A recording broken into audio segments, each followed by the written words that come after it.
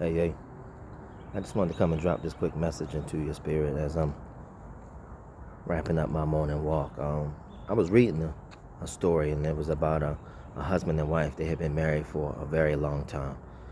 And for over 38 years, they had their favorite vacation spot in the islands of Hawaii that they would go to twice a year. Twice a year for 38 years, husband and wife would tuck away. Sometimes they would get a little cottage and it would just be them two. Other times they would stay with family and friends. And for 38 years, they just created memory after memory after memory. Well, one day after 17 years of battling cancer, the husband went home to be with the Lord. The wife remained.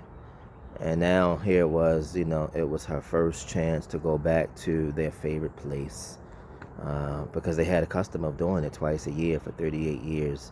So instead of going alone, she invited two friends so that she wouldn't have to bear all of the painful memories of, what they had been doing all those years. So one morning, the three of them, they were eating breakfast. They were overlooking the Pacific Ocean. And she burst out into tears.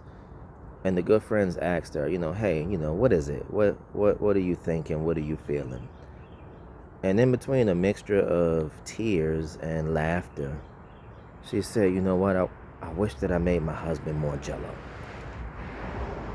I wish that I made my husband more jello. She was like, he loved jello. And because I didn't like jello, because I didn't enjoy eating jello, I just didn't make the jello for him.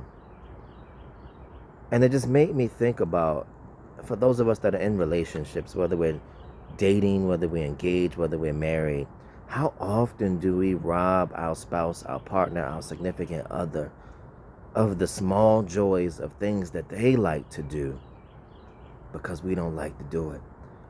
How many times do we allow our selfishness, right, the things that we want or don't want, to overpower the joy of bringing gladness into someone else's life? She said to herself and to her friends, she was like, it wouldn't have taken me any time to make the jello, and it would have brought all kinds of joy to my husband, and now here it is, I'm never going to be able to make him jello ever again.